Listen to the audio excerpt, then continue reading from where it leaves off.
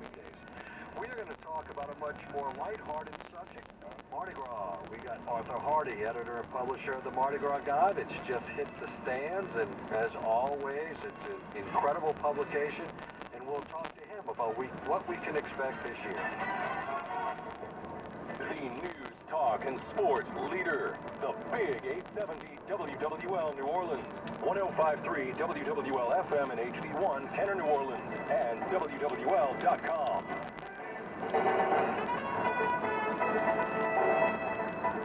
WWL First News, it's 12 noon. I'm Jim Hanzo on your official weather station, WWL AM, FM, and .com, hitting those 60s today. Mild air returns today with highs in the 60s. We'll be near 70 on Thursday, but we'll cool back down to the 50s by Friday. WWL TV meteorologist Dave Nussbaum with your pinpoint forecast. Coming up, a train carrying some GOP lawmakers en route to a retreat in West Virginia has hit a truck near Charlottesville, Virginia. CBS News special report, shaken but safe. GOP lawmakers riding in an Amtrak train that collided with a garbage truck, reportedly killing the driver. Here's CBS News White House correspondent Stephen Portnoy. The president has been fully briefed on the situation, receiving regular updates. In her statement from the White House, the press secretary refers to one confirmed fatality and one serious injury.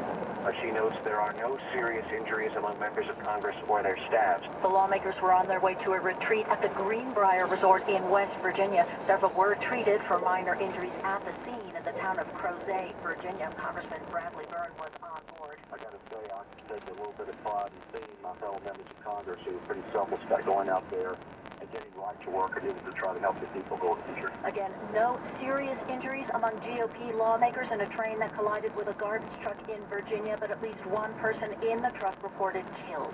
CBS News special report. I'm Vicki Barker. WWL Dave Cohen tells us one of the Republican lawmakers on the train was from the Bayou State. Senator Bill Cassidy of Louisiana was on the train. There was a garbage truck straddling the track and apparently tried to beat the train.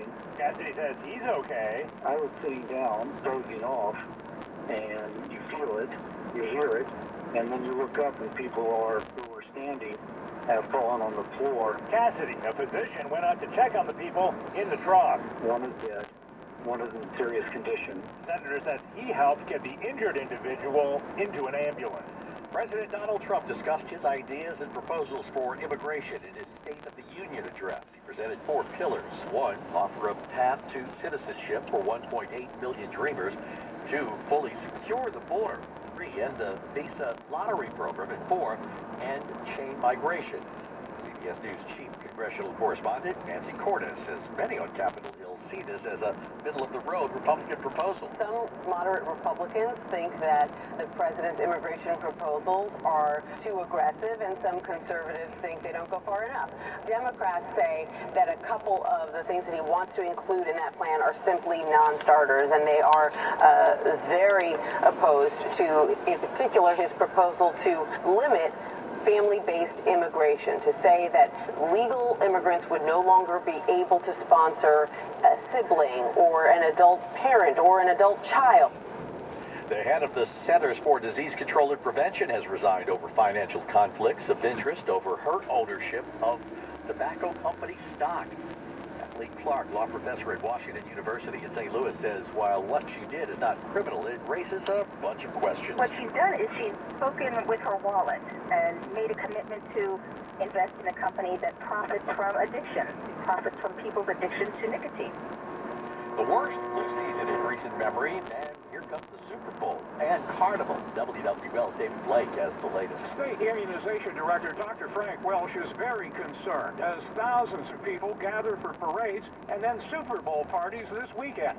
This flu can be passed on by just breathing in someone else's breath. The problem with this year's flu is we've got 2 of those A strains, which are the worst ones. Most importantly, H3N2, that's the one that hits you harder, makes you sicker for longer, and really spreads like wildfire. So it's really going around. Welsh is hoping today's free immunizations at state health clinics will help, but many fear with all these people getting closely together, could make things even worse. This Mardi Gras coverage brought to you by Sprint, your lowest price for unlimited data, talk, and text.